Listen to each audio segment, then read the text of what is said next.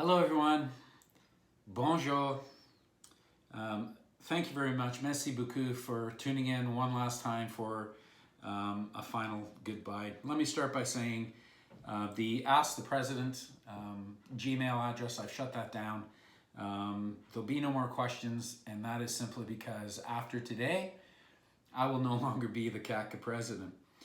The Executive Board has met, we've had a lot of discussions, and we've decided that it is best that I take the early retirement incentive with the same terms and conditions that every other member of CATCA will take. And that means that today will be my last day, June 10th. It's time for me to move on. It's been a heck of a ride. 11 years full-time with the union, 5 years as an RVP, 6 years as a president. I can tell you it's the hardest job I have ever had. It's also been the most rewarding and the most fulfilling job that I've ever done. I'm one of those people that's been blessed in my life to go every day to work and think, gosh, I love my job. And I do. I have been so lucky, but there comes a time for everybody to move on, and that time is here for me. We've accomplished so much over the last couple of years with CATCA. We've reworked classification, a project that's still underway and still working. We've redone the social media presence. We're much better being on Facebook, Twitter. Our new website that we did a couple of years ago has been amazing. The conventions that I got the honor of sitting in front of in Halifax and in Banff were absolutely amazing. We got payback for trainees, and we bridged the divide between what at the time was called non-ops and ops, and we now call control and non-control duties. Matter of fact, I think you can see it just over here on the wall, this little plaque mounted. We do LOUs all the time, and that LOU, the bridge the divide, was one that I had to get mounted, and I stick it up on my office wall, and it's a reminder to me to face challenges and face them head on, because that was a controversial LOU. It's still controversial to a lot of people, but it's something convention directed us to do, and it will definitely go down as one of my greatest accomplishments. Our global presence with the Global Alliance and our international friendships has blossomed in a way that we never had before. We bought a building. CATCA now has its own home, something to be very, very proud of. And of course, the biggest achievements, the collective agreements, the 2-year deals that we got, or 2-year deal of 4 and 4, and our current collective agreement, 4 years at 3s, without giving up a whole heck of a lot, was and still is, in today's labor climate in Canada, absolutely fantastic deals that put the financial gains that our membership deserve directly into their pocket. And let's not forget about the people that are sometimes the forgotten brothers and sisters in CATCA. That's our friends in Goose Bay that work for Serco. We did a contract for them, and we also did a reopening renegotiation of a contract, and our other friends at Transport Canada. We've done 2 contracts for them as well. I can tell you that the last 2 that we did in Serco and in Transport, we got 100% ratification. And as I said, sometimes they're forgotten brothers and sisters of this union, but certainly not forgotten by me. The folks in Goose Bay happen to know that it is hands down one of my favorite places to visit in the country, not only because Jungle Jim's, in my opinion, has some of the best chicken wings in Canada, but just because the folks up there are just so welcoming when we come to town. It's an amazing thing to see. To all the people I've worked with over the years, the RVPs, even when I was an RVP, Rob Allen, Pierre Gaumont, Yves Langlois, Dennis Dick, James Krause, and Eric Vesna. Amazing people that have given their all to this union, and so proud to call them my friends. To the current team, Doug, Scott, Jerry, Dave, Ben, and Ian. It just goes without saying, I could not have done this without you. The support that they have shown me over the years. We've had our differences. Absolutely, we've had our differences. But every day they've been there to do nothing but support me and support this union.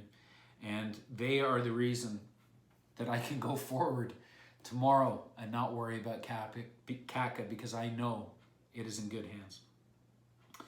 The folks in the office that have supported everything CATCA does over the years, Miriam Rhodey, Sarah McMaster, MC Bredner, and Tanya Calverley.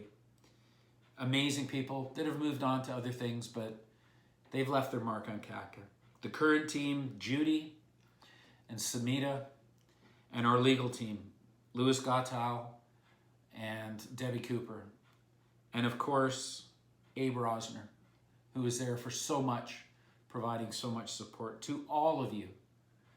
I couldn't have done this without you, and thank you so much for your support. An unexpected shout out, so to say. Not something a union guy usually does. I don't think it's normal that the union would thank a vice president of the company, but I can't move on without doing so. And that is to say thank you to Elizabeth Cameron. She put up with my rants. She put up with me losing my cool. She put up with me jumping up and down on her desk, figuratively, but not far from it, on numerous occasions. And yet, she always listened. She always had a compassionate approach. And at the end of the day, she fixed so many problems for us and did so in a way that was not only beneficial to us, but it was beneficial to NAV Canada. And the relationship that I've had with her over the years has been nothing short of remarkable. And thank you, Elizabeth, for everything that you've done for me and everything that you've done for CATCA. What's next? Well, who knows? You've seen that the nominations are open for the president, and we will see who gets the reins of this union and the incredible honor of leading it, because that's what it is.